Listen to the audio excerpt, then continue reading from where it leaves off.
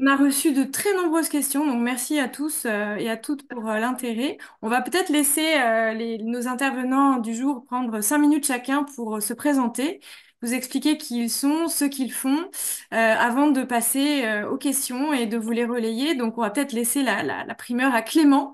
Merci Clément pour ce magnifique documentaire.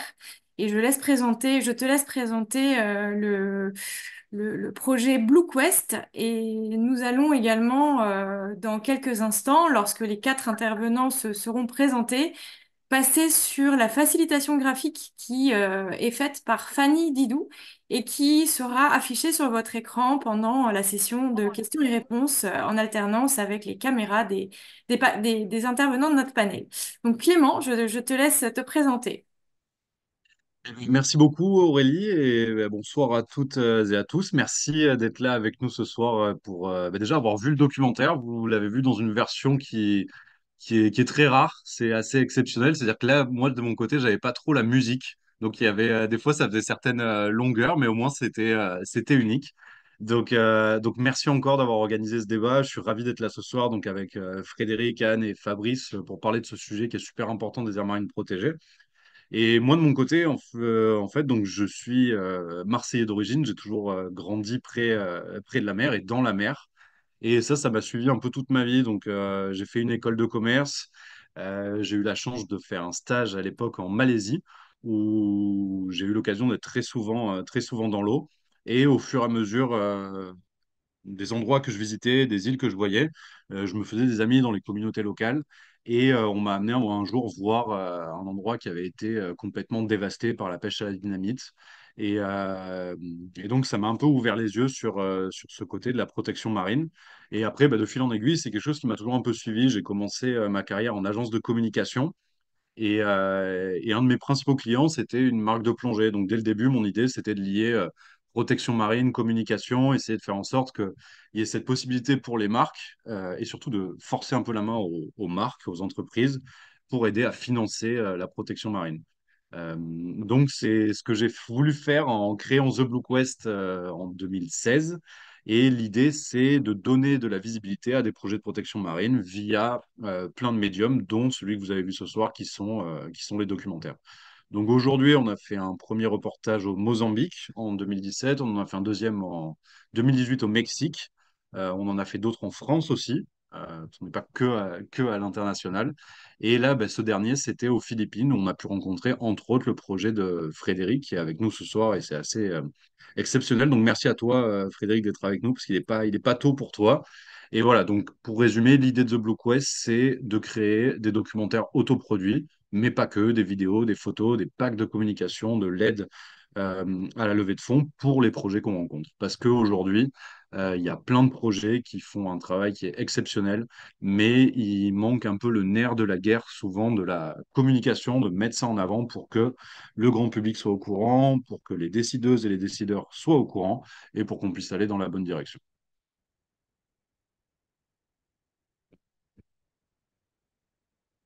Alors, Aurélie, je crois que tu n'as pas ton micro. Oui, pardon, merci. Donc, Frédéric, il est quasiment, je crois, 4 heures du matin chez toi. Donc, merci d'être avec nous. Nous, il est quasiment 21 heures en France. Donc, je te propose de prendre la parole quelques minutes pour, même si on a vu pas mal d'éléments et de belles images sur ton projet, est-ce que tu peux te présenter et puis en profiter pour répondre à la première question qui était, est-ce qu'on peut rejoindre Sulubai en tant que, j'imagine, bénévole sur une courte période afin d'apporter une aide sur place. Bonsoir à tous, merci d'être présents. Bon, c'est un plaisir, hein, l'heure ne compte pas. Bon, moi, je vais la jouer cash avec vous.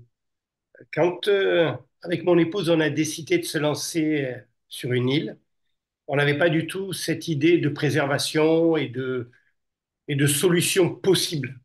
Et au fur et à mesure que le temps a passé, on s'est bien rendu compte qu'on devait être présent, on devait être acteur. Et aujourd'hui, on a changé complètement de direction. Certes, on lance de l'écotourisme, mais l'idée, c'était de prouver que des particuliers, euh, en fin de vie, bien sûr, parce qu'on a tous une vie à mener, c'était de prouver qu'on peut faire quelque chose, qu'on peut être acteur à tous les niveaux. Et la chance que j'ai, c'est que j'ai rencontré des acteurs à tous les niveaux, notamment Fabrice qui sera là tout à l'heure, Clément avec son savoir-faire. Et c'est de prouver qu'on peut faire quelque chose, qu'on peut faire avancer euh, et qu'il faut rien attendre des politiques parce que ça sera toujours brûlant. C'est une patate chaude que tout le monde a dans la main aujourd'hui. Mais on est tellement concerné par les océans, pour nos enfants, pour nous, pour nos petits-enfants, pour l'avenir. Et, et on reparlera de la possibilité de venir nous aider parce que Pangatalan, c'est une des plus petites îles au monde habitées, 24 heures sur 24, mais ça ne fait que 400 mètres de long par 120 mètres de large au milieu de la mer dessous. Voilà, à tout à l'heure. Merci Fred. Donc on va demander à Anne. Merci Anne d'être avec nous aujourd'hui. Je crois qu'il y a aussi un décalage horaire, il me semble. Est-ce que tu peux te présenter? Et je pense qu'on a des questions auxquelles tu pourras répondre. Oui, oui, merci beaucoup Aurélie, merci pour cette opportunité. Vous m'entendez bien? Oui, super Anne. C'est bon? Ouais, ok. Écoute, merci pour cette opportunité d'être là. Donc effectivement, moi je suis basée à Tahiti, donc c'est pas la pleine nuit pour nous, c'est déjà le matin. Donc je sais ce que c'est que de faire des visios en pleine nuit, Frédéric. Et je compatis, mais tu as l'air en forme. Donc moi je suis responsable outre-mer du comité français du UCN. Donc je suis à Tahiti, mais je travaille avec l'ensemble des Outre-mer français, donc des projets de conservation de la biodiversité, donc aussi bien terrestres que marins. Mais c'est vrai que les récifs coralliens, c'est l'écosystème que je sans doute connais, que je connais le mieux personnellement, puisque c'est ce qui m'a occupé en fait toute ma carrière avant ma prise de poste donc à l'UICN, puisque j'ai eu la chance de travailler avec la personne qui était en charge de faire les rapports de l'état de santé des récifs coralliens dans le monde, qui s'appelle Clive Wilkinson, qui était basé en Australie à l'époque. Et puis ensuite, eh bien, j'ai fait un petit tour aussi Philippines, d'ailleurs. J'ai travaillé pour une organisation qui s'appelle PEMSI, qui est basée à Manille. Et donc, je connais Palawan parce que j'ai pu aller à El Nido, à Coron, etc. Je connais aussi d'ailleurs Angélique Sonko, qui a été présentée dans le documentaire, hein, parce qu'on l'a fait venir quand j'ai travaillé en Australie, puisqu'ensuite, travaillé pendant 10 ans pour que le parc marin de la Grande Barrière de Corail en Australie. Donc, tout ce qui est AMP, gestion d'air protégé, je connais aussi très bien pour avoir cette expérience-là. Donc, je suis très heureuse d'être là avec vous ce soir et pouvoir, j'espère, répondre à quelques questions. Est-ce que ce documentaire et ce projet porté par Frédéric t'a inspiré? Oui, bien sûr, il m'a inspiré. Alors bravo à Frédéric pour avoir mis tout ça en place. C'est vraiment aimant puisque je travaille dans ce milieu-là depuis des années. Mais en tout cas, je trouve ça extraordinaire ce qui a été fait. Donc, coupez mes documentaires. Donc, merci beaucoup. Merci Anne. Fabrice, je crois que tu es parmi nous. N'hésite pas à donc te présenter aussi, puisque ensuite on essaiera de distribuer les questions donc des participants, hein. Il y en a déjà dans la fenêtre de chat, mais si vous en avez d'autres, n'hésitez pas à les poser. On distribuera les questions aussi en fonction de qui veut répondre, qui se sent le plus à l'aise. Donc Fabrice, n'hésite pas voilà, à te présenter également. Oui, bonjour Aurélie, j'espère que vous m'entendez. Oui. Moi, je vous entends très bien. Il y a aussi du décalage horaire, parce que moi, je suis dans les Caraïbes actuellement, pour une mission que je mène pour le Conservatoire du Littoral, car on travaille à la réalisation d'un énorme MOOC pour former les jeunes gestionnaires, gardes et acteurs de la conservation du littoral, des îles et des côtes. Voilà, on est en train de tourner des vidéos ici, de rencontrer des partenaires. Moi, ça fait un peu plus de 30 ans que je travaille au Conservatoire du Littoral, à accompagner des coopérations un peu partout sur la planète. On a travaillé dans à peu près un peu plus de 80 pays actuellement. Et j'ai eu la chance de rencontrer Fred en 2017, il me semble. Voilà, on s'est croisés. On a compris qu'il y avait des choses à faire ensemble. J'ai eu la chance de croiser quelqu'un d'attentif, à l'écoute et qui avait envie d'apprendre. C'est pas toujours facile pour des gens qui ont plus que mon âge, c'est dire. Voilà. Et donc, on a eu le plaisir de faire des missions ensemble, de se rencontrer, de discuter, de passer des heures sur son île. à imaginer des choses et lui à les mettre en œuvre. C'est ça qui est le plus dingue, c'est que on en parlait avec une collègue du conservatoire du littoral, Pauline, c'est voilà qui a été aussi gestionnaire d'aires marines protégées et effectivement il y a beaucoup d'aires de papier. Clément en parle à la fin de son livre. L'objectif 30-30 est un objectif ambitieux. Tout le monde espère effectivement qu'on y arrivera. Le risque, c'est qu'il y ait beaucoup d'aires de papier. Et là, Fred a réussi l'exploit de faire une aire de chair, de sang et de cœur. Voilà, il y a beaucoup d'amour derrière Fred, derrière ce qu'il dit. Et effectivement, c'est une très belle réussite. Voilà, j'ai pas l'habitude de dire ça parce que justement, dans les 80 pays avec lesquels on a travaillé, c'est rare. C'est rare que ce soit aussi abouti en si peu de temps. On espère que ça tiendra et que cette volonté d'expansion merveilleuse à laquelle on participe, puisque à travers le programme Smilo, on est partenaire. Je rajouterai sans doute deux mots tout à l'heure, mais l'île de Fred Pangatalan est une île labellisée par le programme Smilo sur les îles durables du monde. Voilà, programme qui a été développé par le Conservatoire du Littoral. On a du temps, enfin, j'espère. Je suis là pour répondre à d'autres questions et évoquer des enjeux de conservation des territoires terrestres et marins. Mais en tout cas, merci à tous les quatre parce que Caraïbes, Londres, Philippines et puis Tahiti, je pense que moi, voilà, je suis juste en France, mais en tout cas, je suis ravie d'être avec vous en numérique. On va basculer sur l'écran de Fanny qui a commencé la facilitation graphique. Donc Fanny, je t'invite à partager ton écran. Donc Fanny Didou nous accompagne sur tout notre programme d'événements en ligne depuis quelques années. Et Bonjour, bonjour. je partage mon écran tout de Et suite. donc, pendant que nous relayons les questions, on va les prendre dans l'ordre parce qu'il y en a déjà quand même quelques-unes. On va du coup partager l'écran de Fanny. Alors, je vais reprendre les questions dans l'ordre. Et vous pouvez lever la main, donc Fabrice, Clément, Fred ou Anne, si vous voulez apporter des éléments de réponse à ces questions. Comme ça, je vous distribuerai la parole. Donc, comment les communautés locales arrivent à réguler l'accès à leurs AMP, avec quelles ressources? Et voilà, une partie de réponse, parce que j'imagine bien que en quelques minutes, on va pas réussir à faire le tour de la question, mais voilà, si l'un ou l'une d'entre vous veut répondre, n'hésitez pas. Peut-être Anne pour une vision d'ensemble, des premiers éléments, et puis ensuite Fred, faire un focus sur le projet et répondre à cette question concernant ton projet à toi. Oui, alors si on parle de manière générale au sein d'une AMP, évidemment, comme il est dit dans le documentaire, c'est très important d'impliquer les communautés locales, puisqu'elles vont avoir un rôle, et c'est le cas de Sulubai, de contrôle en fait des mesures qui ont été adoptées. Et c'est elles aussi qui vont décider de respecter ou pas les règles qui sont mises en place. Donc, sans intégration et sans implication des communautés locales, bah, l'AMP va rester une AMP de papier, ça c'est certain. Et pour le cas spécifique de ce qui a été présenté dans le documentaire, je vais laisser Fred répondre.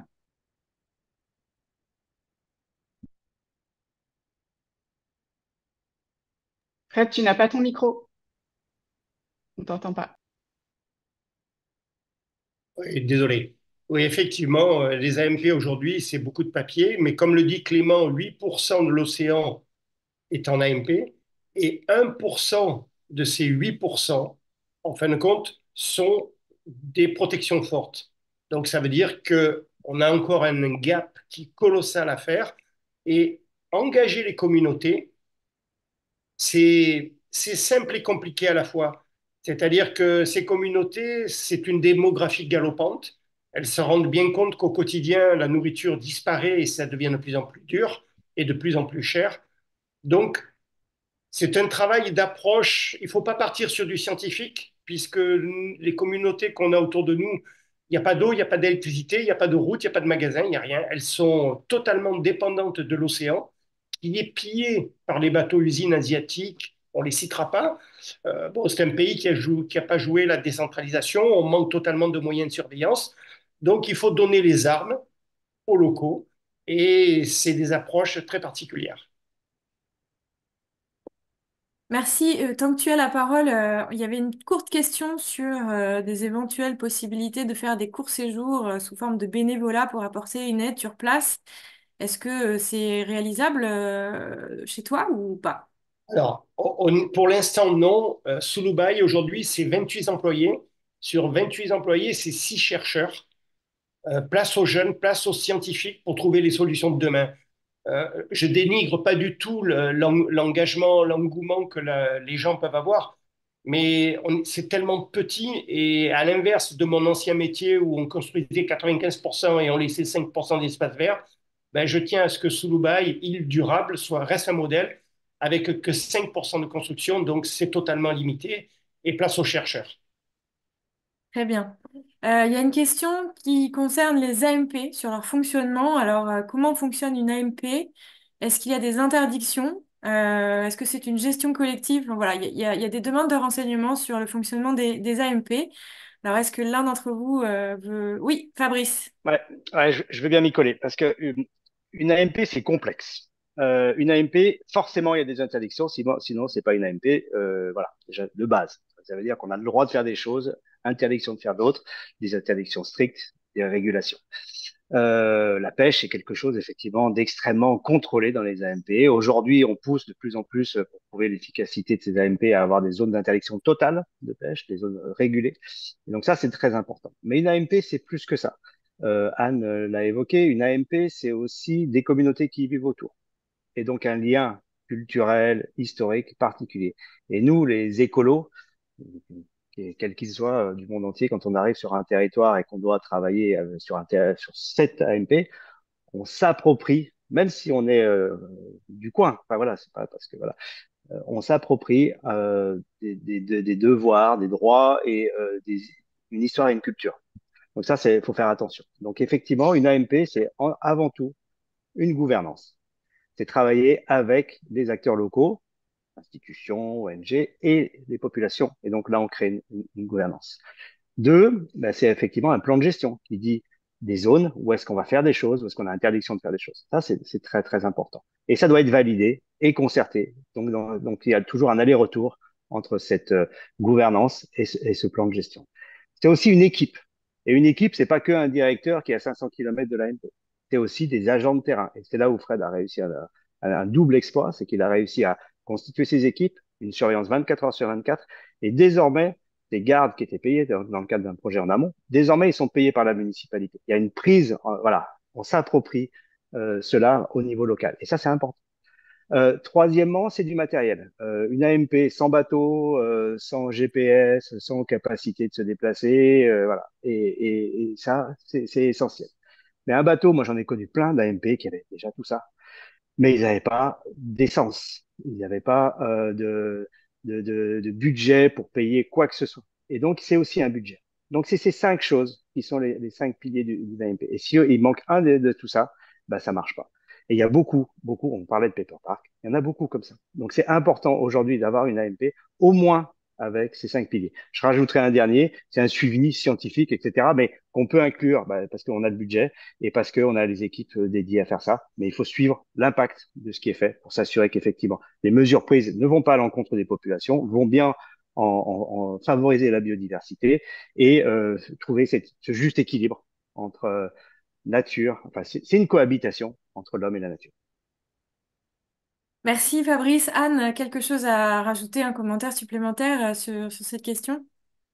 Oui, complètement. Alors, 100% d'accord avec Fabrice, hein. Il faut d'abord avoir les conditions, on appelle ça en anglais les enabling conditions, donc le budget, le financement, etc., pour avoir une AMP efficace. Et en fait, c'est toute la différence entre les paper parks, donc les AMP de papier, et les AMP efficaces, sont là-dedans. C'est dans cette enabling condition, et ça va permettre d'avoir des résultats de conservation sociale, culturelle, qui sont efficaces. Et donc, en fait, c'est une question qu'on s'est posée au niveau de l'UICN pendant longtemps, puisque l'UICN, c'est l'organisation qui est chargée de rapporter au niveau mondial quelle est la part des océans qui est protégée. Donc, la question, c'est de savoir qu'est-ce qu'on intègre là-dedans. Et étant donné que AMP, ça veut dire beaucoup de choses différentes dans différents pays, déjà, qu'est-ce qu'on intègre dedans? Est-ce qu'on intègre des AMP qui sont promises? Est-ce qu'on intègre seulement les AMP qui sont déjà efficacement gérées ou pas? Donc, c'est un peu un casse-tête, en fait, hein, au niveau international. Donc, aujourd'hui, Fred a mentionné qu'il y avait 8%, en fait, c'est un tout petit peu moins que ça, c'est 7%, 7, quelque chose % aujourd'hui des océans qui sont protégés au niveau mondial. Donc, On est vraiment encore très loin de l'objectif des 30% qu'on est censé atteindre d'ici à 2030, hein, ça c'est les objectifs internationaux. Et donc, comment on va faire pour atteindre ces 30%? Eh bien, il faut mettre en place des projets très ambitieux d'AMP et avec des tailles aussi très importantes, bien sûr, mais qui soient efficacement gérées. Parce que si on fait que des grandes AMP qui ne sont pas efficacement gérées, ça ne servira à rien pour l'objectif de conservation. Donc, c'était pour ça que l'UICN a désigné des catégories d'AMP. Donc, on a des catégories de 1 à 6. Et on demande à tous les pays, en fait, de nous dire à quelle catégorie correspondent leurs AMP. Donc, ça peut être une ou plusieurs catégories au sein d'une AMP, hein, en fonction des zonages qu'il y a dans l'AMP. Et c'est pour ça aussi que l'UICN a essayé de guider un peu tous les gestionnaires d'aires marines protégées en produisant des documents qui leur permettent de voir dans quelle catégorie ils se situent et comment faire en sorte que leur AMP ait vraiment des bénéfices pour la conservation et pour leur population. Et donc, notamment, le dernier en date, c'est le guide des AMP qui date de 2020, hein, qui est le résultat d'un travail commun de toutes les instances internationales qui travaillent sur ces questions et qui a constaté effectivement que derrière le mot AMP, on avait des réalités très différentes avec des objectifs différents. Certaines autorisent des extractions, d'autres autorisent à peu près tout. Donc, c'est le cas notamment des AMP en France, hein, quand même, où il y a beaucoup d'autorisations d'activités, y compris d'extractives et industrielles. Et donc, voilà, c'était ça que je voulais mettre en avant. Mais effectivement, dans ce guide des AMP, il est bien mis, il est bien expliqué que les enabling conditions, les conditions de réussite d'une AMP, c'est tout ce qu'a évoqué Fabrice avant moi. On pourra peut-être, dans le compte-rendu qui sera envoyé aux inscrits, mettre quelques annexes et quelques documents. Donc, n'hésite pas à nous les envoyer. On les joindra à la facilitation graphique qui vous sera envoyée par mail la semaine prochaine avec le petit compte-rendu. Donc, on va passer à la question suivante. Où se situe la limite d'écotourisme? Est-ce que des mesures sont prises pour éviter d'avoir des touristes venant en avion? Alors, peut-être que c'est une question qui s'adresse plus à Frédéric. Ben, ils ont qu'à nager, hein. Les avions voleront quand même, même si vous ne montez pas dedans. Un couloir aérien, ça vaut 1 milliard de dollars. Il n'y a aucune compagnie qui perdra un couloir aérien. Ce qu'il faut se dire, c'est prendre l'avion, c'est un fait, on a une empreinte carbone, mais utilisez votre voyage pour faire une action, transmettez des messages, ne soyez pas passif, soyez acteur. Partez en vacances, ne vous culpabilisez pas, mais faites des choses pendant votre voyage, qu'ils soient professionnels ou vacances, qui contribuent totalement à une action globale. Très bien. Moi, je suis un peu staccanovice, hein, de toute façon. Il n'y a pas de souci. Une autre question, donc je les prends, je vous répète, je les prends à la suite par ordre d'arrivée. Du coup, il y a une question sur comment impliquez-vous les pêcheurs dans la conservation. Donc ça, c'est encore une question pour toi, Fred, j'imagine. Ben, c'est assez simple parce que les pêcheurs dépendent totalement de ce qu'ils prélèvent. Leur vie au quotidien, c'est aller à la pêche, c'est tous les jours, c'est la seule protéine qu'ils peuvent avoir. Les impliquer, il suffit simplement qu'ils réalisent un constat. Le constat, c'est la disparition. Alors, c'est très facile, vous prenez les anciens des villages, vous les amenez sur la plage et ils vous dessinent sur le sable la quantité de poissons et la taille des poissons qu'ils prenaient il y a 40 ans. Après, vous faites venir les enfants qui redessinent autre chose. Et puis après, enfin, les enfants des plus vieux. Et ainsi, vous avez à peu près 3 générations qui font des graphiques totalement empiriques, mais pour eux, c'est la façon de parler. C'est la façon, parce qu'on a souvent des barrières de communication. Hein. C'est du dialecte, ça ne parle pas l'anglais. Et après, pour les convaincre, c'est filmer ce que enfin ce que nous et ce que les autres font, c'est que ce qu'on a réussi à faire dans une AMP. Il y a toujours ce scepticisme. On s'engage pas, oui, mais pourquoi? Et en fin de compte, il faut leur montrer que ça marche. La chance qu'on a eue, c'est qu'on a créé notre première AMP en 2016. Elle était privée avec une autorisation gouvernementale, c'est-à-dire politique et des communautés elles-mêmes pour qu'on puisse gérer comme on le voulait. Les résultats ont été extraordinaires. Mettre des GoPros dans l'eau, c'est très facile. Et leur présenter le soir sur un drap blanc ce qui se passe en si peu de temps, euh, l'être humain, il n'a pas besoin d'aller à l'école pour comprendre très vite. Hein. Très Et bien. automatiquement, il y a une réaction, une envie de faire la même chose. Après, c'est de la politique locale, mais on y arrive. Clément, toi, quand tu es allé sur le terrain, avec ton regard neuf finalement. Comment tu as vécu du coup ce projet en étant sur le terrain? Quelle a été ton analyse de la phase, pourquoi ça fonctionne, cette implication des pêcheurs? Quel est ton regard sur ce qui a été mené? Moi, vous avez vu le documentaire, donc vous savez un peu ce que j'en pense. Je trouve que le travail de Fred, il est incroyable. Et moi, il y a quelque chose qui m'a touché particulièrement, c'est ce qu'il rappelait tout à l'heure, c'est qu'à la base, il était venu plutôt pour une retraite tranquille et qu'au fur et à mesure, il y a eu cette envie qui vraiment était au fur et à mesure, quoi. C'est-à-dire il fallait revitaliser le caillou qui était Pangatalan à ce moment-là. Et après, on se rend compte petit à petit que sous l'eau, ça va pas. Et comment on fait, quoi. Et en fait, c'est cette capacité d'avoir très vite switché à qu'est-ce que je fais en tant que privé chez moi à comment est-ce que j'implique les communautés. Mais c'est la façon, moi, ce qui m'a vraiment touché et que j'ai trouvé particulièrement intéressant et qu'on a essayé de remettre dans le documentaire, c'est que Fred, il n'est pas arrivé avec ses gros sabots. Parce que quand on arrive là-bas, Shark Fin Bay et Pangatalan, c'est vraiment, bah, comme tu disais, Frédéric, tout à l'heure, c'est loin de tout, quoi. C'est une baie du bout du monde. Et en fait, je sais pas si c'est encore dans le documentaire ou c'est une partie qu'on a coupée, mais Fred il expliquait qu'au début, il fallait se faire tout petit avec les communautés. C'est-à-dire, c'est pas quelqu'un qui arrive, qui a racheté son île, qui arrive avec ses gros sabots en disant là, on fait une AMP, là, on va commencer à bloquer la pêche, et ben, on verra après s'il y a des résultats. Et de toute façon, la communauté locale, on verra après. Non, c'est ça vraiment, ça a été co-construit. Et ça, ben, nous, avec The Blue Quest, des AMP, on en a vu à pas mal d'endroits dans le monde. Et c'est comme m'expliquait Fabrice et comme disait Anne, c'est quand même la garantie principale de succès, quoi. Si les communautés locales sont pas impliquées, ces projets-là, ils ont peu d'utilité. Enfin, là, je parle vraiment que pour moi, mais je vois pas comment ça peut marcher, quoi. Et Fred a réussi ça à une vitesse aussi qui donne de l'espoir. C'est-à-dire que j'ai l'impression, moi, de mon point de vue qui n'est pas scientifique, que créer une AMP, c'est long, c'est dur, c'est compliqué, il y a énormément de points à cocher pour y arriver. Et Fred, il a réussi en très très peu de temps. Avant d'aller sur Pangatalan, j'avais rencontré Fred en mars à Monaco. Et je sortais de pas mal de conférences qui expliquaient qu'une aire marine protégée, pour la mettre en place, c'était 10 ans. Qu'aujourd'hui, voilà, mais comme disait Anne, on est à 8-7% de protection de l'océan. Ça, c'est protection au niveau global. En protection forte, stricte, on est beaucoup moins. Et la thématique des conférences qu'on voyait à Monaco, c'était, bah voilà, on est à ce pourcentage. Allez, au mieux, on est à 8. Il faut 10 ans pour créer une aire marine protégée. On est en 2023, il faut qu'on atteigne 30% d'ici 2030. Je suis pas exceptionnel en maths, mais il y avait un problème, quoi.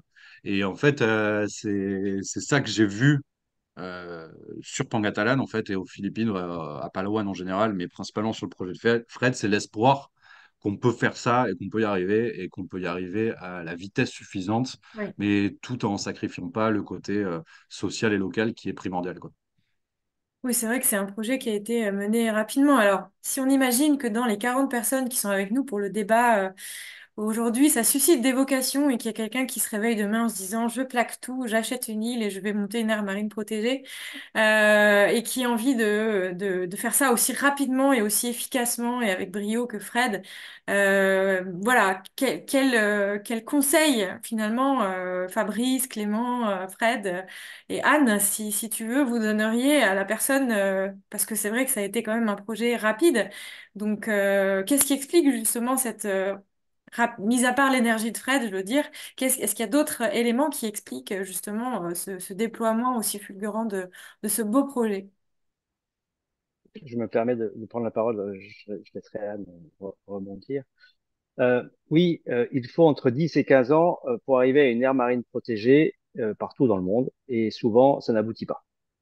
Aujourd'hui, l'engagement en 2030, 30% d'aires protégées marines et terrestres, n'oublions pas le côtier, le conservatoire du littoral, euh, il est quasiment intenable.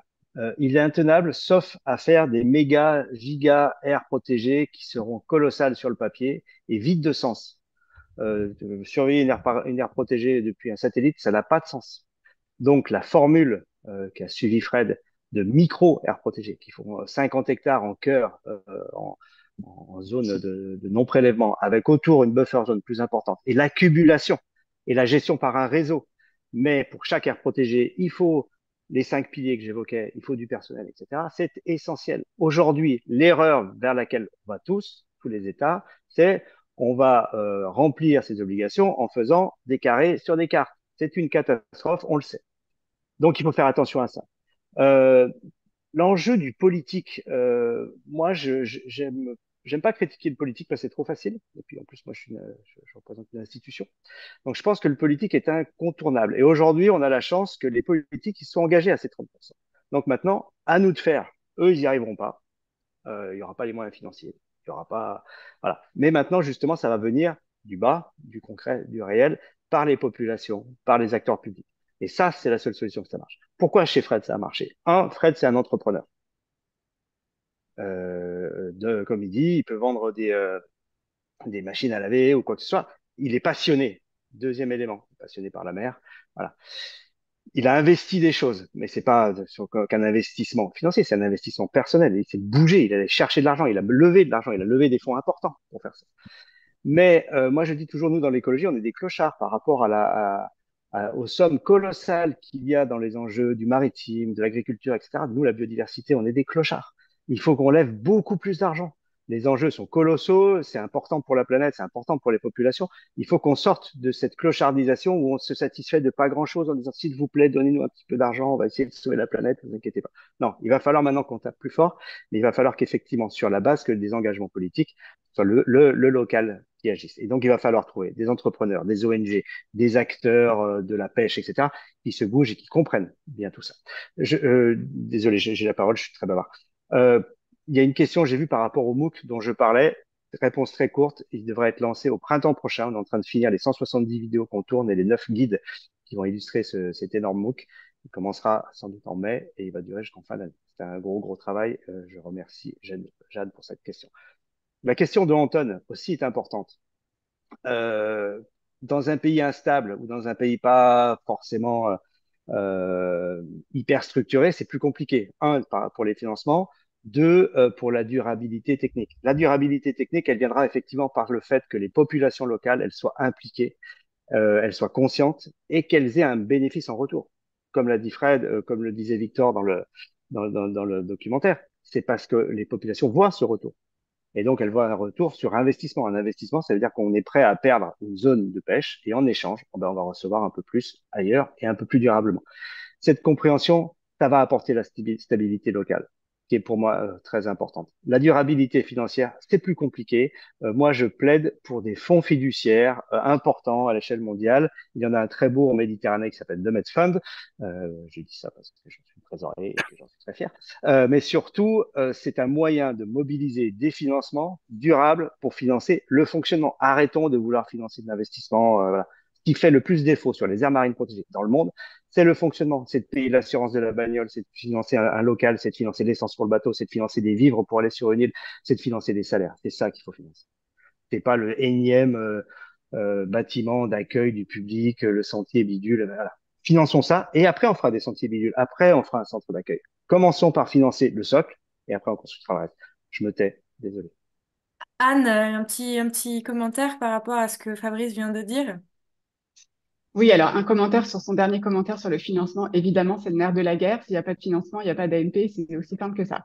Donc le financement, mais c'est montré un peu dans le documentaire aussi qu'il y a des mesures pour mettre en place des financements durables, notamment avec, je crois que c'était sur Bouzouanga, pardon, il y avait des mesures d'écotourisme, de taxes touristes pour faire vivre les AMP. Donc c'est le cas aussi de la Grande Barrière de Corail. Il y a une taxe sur les touristes qui, je crois, produit 20% du budget de l'autorité du parc marin de la Grande Barrière de Corail. Donc c'est important de mettre en place des financements durables. En revanche, ce que tu as dit sur le fait que les grandes AMP, c'était des paper parks, je suis pas d'accord. Les grandes AMP, c'est nécessaire aussi et c'est pas toutes des paper parks. Et c'est important aussi d'en avoir. Et il faut pas mettre en place que des toutes petites AMP côtières parce que, évidemment, ça a un intérêt. Enfin, un intérêt, il faut les mettre en place.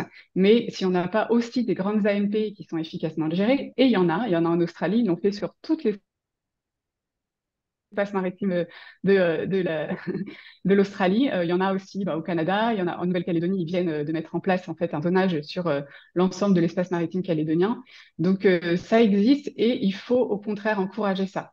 Je pense qu'il ne faut pas dénigrer du tout les grandes AMP et ça peut être mis en place. Et il y a des exemples et la Grande Barrière de Corail en est sans doute un des meilleurs exemples. Il y a aussi quelque chose qui s'appelle Big Ocean. Il n'en est pas fait mention dans le documentaire, mais c'est un réseau de gestionnaires de grandes aires marines protégées, justement.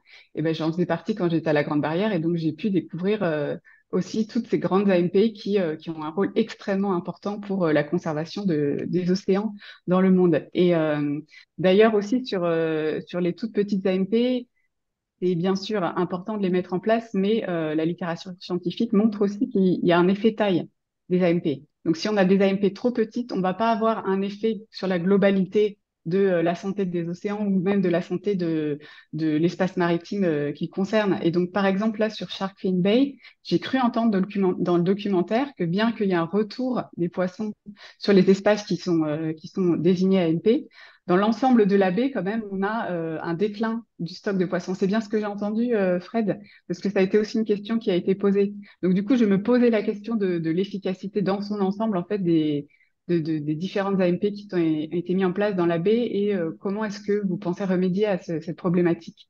Si j'ai bien compris ce qui a été dit. La problématique, elle est antérieure à mon arrivée. C'est-à-dire que dans la mesure où un pays ne met pas un euro dans de la protection, c'est-à-dire il n'y a pas de bateau, les Philippines, c'est 7500 îles. Nous, autour de Palawan, qui est la frontière la plus reculée, il n'existe aucun bateau de police maritime. Donc, c'est la porte ouverte aux tankers de 120, 130 mètres, chinois, taïwanais, singapouriens, tout ce que vous voulez, de racler le fond des océans en employant pendant une semaine les communautés locales qui pêchent avec des narguilés, donc aucune sécurité, avec des filets qui font 7-8 kilomètres. Et en fin de compte, ils sont au fond de l'eau et ils avancent mètre par mètre en tapant sur des casseroles. La BBC l'a montré suffisamment et c'est connu sur toute l'Asie. Donc, une fois que ce type de pêche a été pratiqué, il faut plus de 40 ans pour que l'équilibre revienne. Donc, nous, en 5 ans, on a multiplié par 200 la masse halieutique d'une AMP de 50 hectares. Aujourd'hui, moi, je crois fortement au network MPA, c'est-à-dire les AMP en réseau avec des couloirs. Et quel autre moyen, quand on n'a pas d'argent, quand on veut se battre contre Goliath, d'être le petit David, mais le David, c'est toutes les communautés locales qui seront elles-mêmes à même de hurler sur le pêcheur ou le voisin ou celui de la famille qui va pêcher illégalement, puisqu'ils se connaissent tous et que ce mélange de familles, il est intrinsèque aux îles. Mais c'est la seule solution aujourd'hui de marquer un point. Mais quand moi, j'en ai créé 4. Cette année, la communauté de Taïtaï, qui est une municipalité, me demande de co-gérer les 12 autres qu'ils ont. Et on sera certainement la seule ONG avant 2030 à avoir plus de 20 AMP gérés par les communautés locales. Moi, je défie quiconque de faire ça. Au contraire, je défie personne. J'encourage à engager les locaux, puisque si on ne va pas sur les océans, comme dit Fabrice, on est les pauvres du marché, hein. On est les forains les moins mieux lotis. Mais sans les océans, où on va aller? On sait élever des vaches, on sait élever des moutons, mais élever des poissons pour remettre des géniteurs, non pas pour les consommer, mais pour remettre des géniteurs dans la mer, allons-y avec des fermes aquacoles, hein. Moi, je suis toujours très direct. Voilà. Excusez-moi. Alors, merci pour ce dernier commentaire. Ça va me permettre de faire une transition vers un groupe de questions qui n'ont pas été posées tout en même temps. Donc, je vais essayer de les poser, de les regrouper, puisque ça concerne justement les larves de poissons qui sont élevées. Donc, il y a plusieurs questions. Donc, pourquoi seulement 1% des larves de poissons deviennent des géniteurs? Pourquoi si peu? Et il y a il y a d'autres questions dans le chat qui sont un peu reliées à cette thématique sur les larves de poissons que je vais essayer de retrouver. Quels engins de pêche utilisez-vous pour capturer les post-larves? En quoi consiste le piège lumineux? Et encore une autre que je vais retrouver. Il y a beaucoup de questions, donc merci. Ça prouve que le sujet intéresse beaucoup de monde. Euh, comment fonctionne le labo nursery sur l'îlot de Pangatala. Voilà, j'ai regroupé un peu toutes les questions qui concernaient un peu le même sujet. Bah, Fabrice, réponds, je te laisse la parole. Tu es meilleur orateur que moi.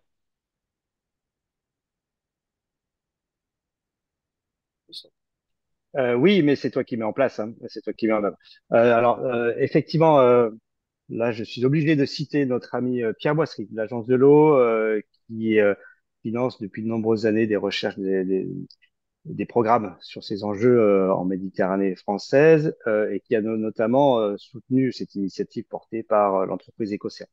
Donc, il y a eu des tests nombreux qui ont été faits et des suivis scientifiques très importants. C'est-à-dire que c'est pas juste de l'ingénierie commerciale, on va dire, hein. C'est vraiment très suivi. Il y a eu de nombreuses tests là-dessus. Pourquoi est-ce qu'il y a si peu de larves qui arrivent à devenir des géniteurs? Ben parce qu'en fait, il y a beaucoup de larves qui n'arrivent pas à grandir parce elles ont des tares, enfin, imparfaites, et elles se font manger, elles disparaissent, etc. Donc effectivement, c'est la nature, c'est normal. Et donc effectivement, quand on prélève quelques pourcentages, quelques micro-pourcentages de ces larves, ben on va pas stopper le cycle de la vie des poissons. Voilà, on n'intervient quasiment pas dessus. Ces larves, ensuite, elles sont liées, hein, où on voit effectivement celles qui ont des tares génétiques, et ben, elles n'iront pas beaucoup plus loin. Les espèces exotiques envahissantes peuvent être enlevées en fonction des territoires. Et ensuite, elles sont réparties par espèce dans des petits aquariums. Et puis, elles vont grossir. Ce qui est différent, alors comme je suis pas spécialiste, je vais vous dire j'assume de vous dire une bêtise, mais c'est pour vous donner l'ordre des choses. En une nuit de pêche dans la région de Marseille, c'est entre 3 et 4 larves à peu près qui sont pêchées par des pêcheurs professionnels, hein. C'est fait par des pêcheurs professionnels avec un dispositif très particulier. Dans une nuit, à Shark Fin Bay, c'est plusieurs centaines, plusieurs milliers, Fred, je dis une bêtise, voilà. Donc, on est sur une zone extrêmement productive où, effectivement, là, ce prélèvement est quasiment anodin. Et donc, le fait de les élever et ensuite de prendre les espèces patrimoniales, celles qui marquent des points, qui sont sur les listes de priorité, celles-là, elles peuvent être réintroduites dans les aires marines protégées, surveillées, sur lesquelles on est sûr qu'effectivement, elles vont pouvoir se développer et devenir des géniteurs une fois qu'elles ont passé, voilà, elles ont été élevées en fish lab. J'ai oublié une petite étape quand même. Voilà, elles sont élevées en fish lab de manière à arriver à une taille qui leur permettra d'être des petits poissons, des juvéniles, non plus des larves, des juvéniles. Et là, quand on les relâche, leur taux de survie est nettement boosté. Donc voilà, les espèces protégées en aire marine protégée et les poissons lapins, les poissons qui vont servir à créer de la nourriture pour les populations locales. Elles sont reversées aux populations, village par village, mis dans des cages, enfin dans des filets en mer à faible profondeur, des pics et des filets autour. Et donc les larves sont reversées, enfin les juvéniles sont reversés là-dedans et nourris par les populations qui ensuite peuvent en faire des poissons de bouche pour eux et développer effectivement, lutter contre l'insécurité alimentaire qui est très forte dans la région. Voilà. Donc ça, c'est un programme qui marche très bien et effectivement qui peut se développer dans le monde parce qu'on est sur des technologies assez simples. C'est-à-dire que c'est des technologies d'aquaculture de base et de l'aquaculture, c'est développé partout sur la planète. Et il y a plein de techniciens dans tous les pays voilà, qui savent faire ça, bien encadré. Ça peut être extrêmement efficace pour repeupler. C'est une petite goutte d'eau, mais ça sert effectivement à booster et à permettre effectivement l'ensemencement plus large des océans. On vous a mis dans le chat le lien vers le site de Écocéan, qui est aussi un membre de Respect Océan, comme Frédéric. Et je vous invite à découvrir ses actions. On va rester sur la restauration, puisqu'il y a une autre question sur la restauration corallienne qui demande finalement comment ça se fait. Alors, comment ça se fait sur le projet, et puis peut-être que Anne pourra parler plus globalement de la restauration corallienne enfin, avec des guidelines un peu plus larges. Mm. Alors, la restauration corallienne, il existe X méthodes. Je pense qu'on ne va pas parler des méthodes. Ce que j'ai voulu, c'est innover, prouver encore qu'il y avait d'autres solutions euh, qui étaient induites par une technique de pêche qui est la pêche à la dynamite en Asie. Donc, en fin de compte, quand on envoie un bâton de dynamite artisanal, hein, puisqu'on ne vous vend pas les trucs comme dans les BD, il y a pas, il y a une mèche, mais c'est dans une bouteille en verre, euh, ça vous fait un impact qui peut faire entre 5 et au maximum 15 mètres de diamètre. Donc c'est un cercle où tout est détruit complètement. Et ce qu'il fallait, c'est restaurer ça. On ne va pas faire de la restauration corallienne là où il n'y avait pas de corail. Il n'y a aucun intérêt. Il faut remettre la vie là où elle a disparu. Et elle a disparu pour une raison bien simple, c'est qu'elle était abondante. Parce qu'un mec qui pêche à la dynamite, il ne va pas aller balancer de la dynamite là où il ne voit pas qu'il y a de la vie. Donc l'idée, c'était de recréer de suite un relief. Puisque si on attend que le corail reprenne du volume, ce qui est essentiel pour la biodiversité, il fallait l'aider. Faire des reliefs, c'était trouver quelque chose qui puisse s'adapter, qui puisse être réplicable, fait très rapidement. Et on s'est rendu compte, à force, bon, on a dû faire le tour avec Thomas de 120 ONG qui font de la restauration corallienne, et on s'est rendu compte qu'il y avait quelque chose d'essentiel et qui était commun à toutes, c'est la pression. Le corail, il a besoin d'être tenu comme un bébé qui a besoin d'être contre sa maman pour grandir sereinement. Et plutôt que de repasser donc sur des cols, sur des rislangs, sur tout ce qu'on veut, on s'est rendu compte que la pression, ben, on pouvait la faire très facilement avec des petites barrettes métalliques qui ont une flexibilité par rapport à quelque chose de dur. Et cette barrette, c'est très simple, c'est où elle rouille et elle tombe d'elle-même dans la mer. Et on sait bien qu'avec les carcasses de bateaux, ce n'est pas un répulsif à la biodiversité, où le corail lui-même l'intègre, et en fin de compte, il en fait son pied. Et la chance, le, le, le, le, le constat qu'on a pu faire, et c'est là où la nature est immense, c'est qu'en fin de compte, les coraux ne disparaîtront pas. Ils disparaîtront par un problème chimique, mais les coraux, on ne les mange pas. Donc, quoi qu'il en soit, ils se reproduisent eux-mêmes. Ce qu'ils ont besoin aujourd'hui, c'est de surface. Et dans la mesure où la surface, le terrain a été détruit, il faut absolument repartir sur le récif artificiel. C'est un grand combat que la France refuse. C'est très long à faire passer des messages, à immerger des structures pour que ça se fixe. Quand nous, sur un récif artificiel, on met au maximum 12 boutures, 3 ans après, il y a 25 boutures en moyenne naturelles qui se font. C'est-à-dire que quand le corail se reproduit, il vient lui-même, par principe, les larves viennent se fixer. Et en fin de compte, on a une croissance décalée, c'est certain, entre nous, ce qu'on a planté avant, qui fait déjà 8 cm, et un polype qui fait 3 mm et qui va grandir. Mais l'essentiel, c'est que le résultat se combine. Et pour la petite histoire, on a voulu savoir ce qu'on faisait, comprendre. Donc, on a fait des tests, mais la plus grande surprise, ça a été, on a travaillé avec une boîte à Singapour qui s'appelle Accenture et qui était spécialisée dans la reconnaissance faciale, puisque c'était une commande chinoise qui avait été faite. Et en fin de compte, on a immergé des caméras dans l'eau pendant 2 ans. Et ces caméras prennent une photo toutes les 5 minutes. Donc, vous imaginez la quantité de données que l'on a. Et le grand bonheur, 2 jours après, une tortue vient dormir sous le récif et un énorme mérou vient se poser dessus. Donc, on s'est rendu compte qu'on tenait peut-être le bon bout. Nos structures sont suffisamment solides pour tenir au moins 80 années. Et 80 années, ben, dites-vous bien que ça sera une coque totale de calcaire et que ça tiendra. C'est pas une table qui va partir, bon, je lâche le mot, c'est pas une table qui va partir avec la prochaine vague qui va la déplacer, surtout quand elle n'est pas posée au bon endroit. Donc voilà, l'idée, c'était de ne pas faire comme les autres, d'essayer de trouver quelque chose de nouveau et d'engager les populations là-dessus, parce que il n'y a pas de poste à soudure. On peut, en créant un moule qui est durable, en faire des centaines et des centaines. Et le coût d'un récif artificiel, c'est 2,50 €. Donc, vous imaginez à quelle vitesse on peut le décupler et n'importe qui est capable d'en faire. Il n'y a pas besoin de formation particulière. Merci Fred. On va peut-être laisser Anne s'exprimer sur ce sujet qu'elle connaît bien. Moi, je voulais Maîtrise. juste vous expliquer que nous, c'est la restauration corallienne durable, c'est le thème de nos webinaires 2024 et que le premier de la série de webinaires qu'on organise au sein de Respect Océan se tiendra le 6 février avec Margot 1 et Laetitia Edouin. Donc, si vous voulez en savoir plus sur les critères de durabilité de la restauration corallienne, ce sera un webinaire assez technique, mais n'hésitez pas à vous inscrire si le sujet vous intéresse. Et je laisse maintenant la parole à Anne et je referme cette petite page de publicité. Voilà. Merci Aurélie. Oui, et Laetitia Edouin, elle est d'ailleurs au CRIOB à Tahiti, à Montréal, ici, en Polynésie française aussi. Effectivement, elle, c'est une spécialiste de la restauration corallienne. Moi, je le suis pas, mais je connais évidemment les différentes techniques, même si je les ai jamais moi-même mises en œuvre. Et en fait, je vois que Frédéric, toi, tu as fait le tour un peu des différentes techniques quand tu as voulu t'y intéresser et que tu es assez critique sur beaucoup d'entre elles, d'après ce que j'ai compris entre les lignes de ce que tu viens de dire. Et c'est vrai qu'aujourd'hui, il y a un engouement pour la restauration des récifs coralliens notamment parce que ça intéresse beaucoup les bailleurs privés, parce que c'est très sexy en fait la restauration corallienne, mais qu'il faut pas oublier que finalement c'est un pansement sur la plaie quand il y a eu notamment une destruction.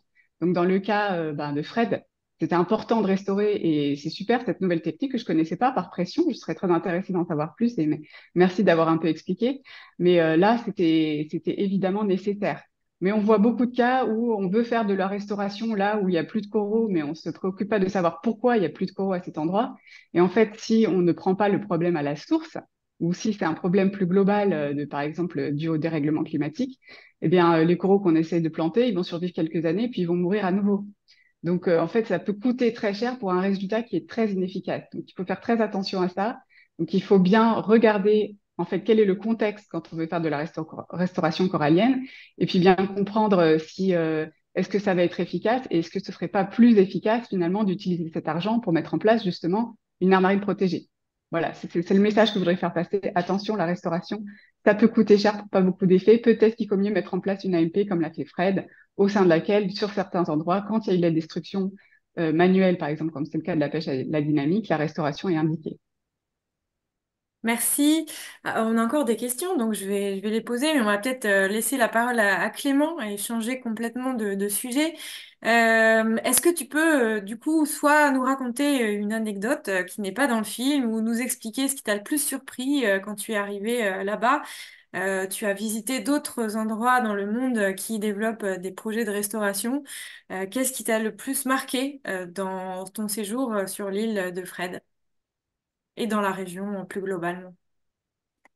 Ben, en fait, il faut bien. Nous, on arrivait. Enfin, le dernier tournage qu'on avait fait, c'était au Mexique, en mer de Cortez, en Basse-Californie, où on avait fait un tournage qui était incroyable, où tous les jours on se mettait à l'eau avec des assos qui faisaient de la recherche et de la protection sur les requins. Moi, c'est ma passion.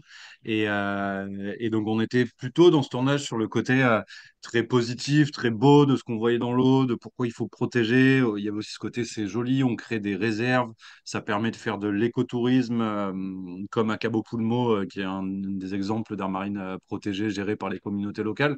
Donc, on était venu aussi aux Philippines avec ce côté très naïf, très toujours à essayer d'être extrêmement positif, parce que c'est aussi ça le but de The Blue Quest, c'est montrer des initiatives positives.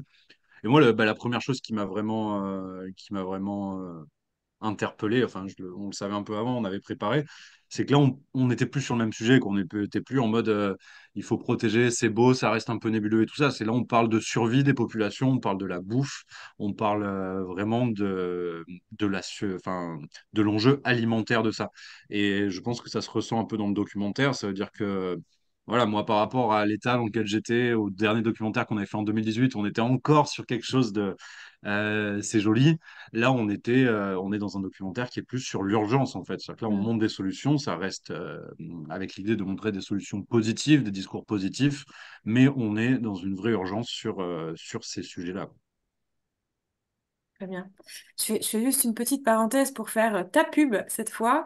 N'hésitez pas si vous connaissez des endroits où le documentaire pourrait être diffusé, parce qu'il est très inspirant et je pense qu'il gagnerait à être vu par le plus grand nombre. Donc, si dans l'assistance, certains d'entre vous ont des pistes pour d'autres diffusions de ce documentaire, n'hésitez pas.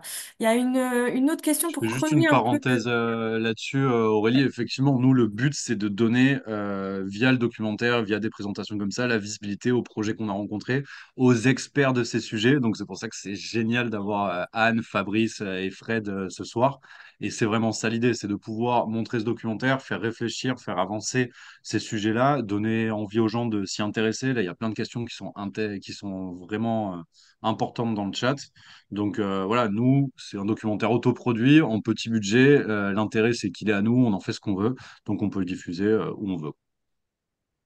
Merci. Il y a une question pour aller un peu plus loin sur la question précédente qui concernait du coup les coraux et la restauration, qui est pour toi, Fred. La restauration corallienne, euh, donc en AMP, vos méthodes sont-elles similaires à CTC Bali, Reef Star? Alors je sais pas ce que c'est, mais peut-être que ça va te parler. Euh, non, elles sont pas vraiment similaires, puisqu'en fin de compte, c'est des techniques où on refixe des coraux sur des zones qui ne sont pas nécessairement impactées par la pêche à la dynamite. Pour nous, l'urgence était de dire, si on prend un territoire, il faut le restaurer, il faut l'étudier, il faut le suivre. Donc, on reste sur cette solution. Heureusement, de toute façon, qu'il y a cette diversité de travail, de méthodes. On verra, comme le dit Anne, ce qu'il en restera et pour tous dans le temps. De toute façon, on est tous spectateurs aujourd'hui et on étudie, on scrute quelque chose qui se dégrade à vitesse grand V. Donc, euh, les méthodes sont différentes. Nous, on les met dans les aires marines protégées pour essayer de vraiment suivre acoustiquement et visuellement les résultats d'une AMP restaurée. Très bien. Il y a encore des questions dans le chat, mais ce que je vous propose, c'est, comme on se rapproche de la fin de notre débat, malheureusement, qui visiblement intéresse beaucoup nos auditeurs ce soir, compte tenu de la qualité des questions. On va laisser du coup Fanny, qui est notre facilitatrice, commenter un petit peu et lancer, je ne sais pas si tu es prête Fanny, mais le time-lapse de la facilitation qu'elle va vous commenter en même temps. Et ensuite, on prendra une ou deux dernières questions s'il y en a et on laissera conclure nos quatre intervenants pendant les minutes qui nous resteront. Donc Fanny, si tu es disponible et prête, je te propose de faire ce petit commentaire du dessin que tu as réalisé pendant notre événement de ce soir. Oui, merci Aurélie et merci à ce panel de qualité qui a été très, très inspirant et on en a appris des choses ce soir. Alors, je vais en profiter pour vous montrer le time-lapse du dessin. Vous m'entendez bien? Oui,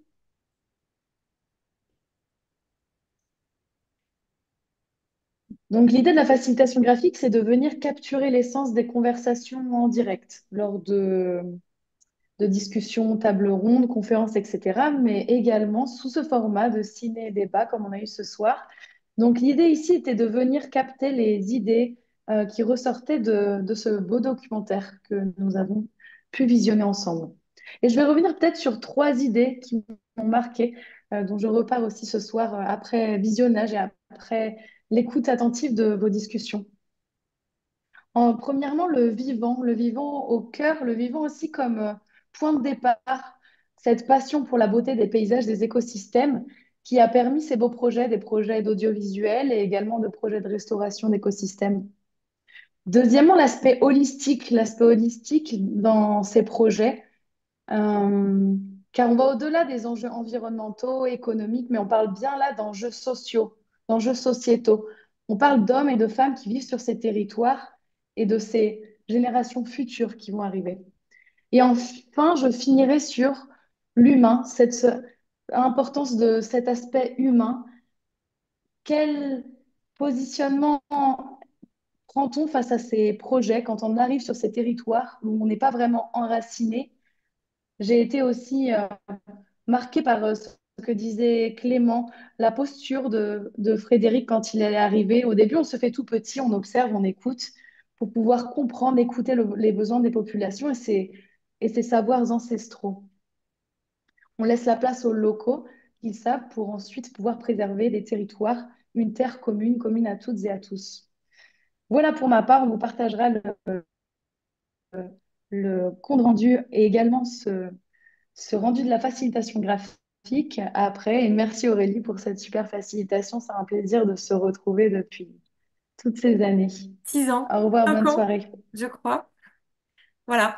Merci Fanny. Donc oui, on vous partagera évidemment cette facilitation comme à chaque fois. On a du coup des commentaires dans la fenêtre de conversation et notamment on vous invite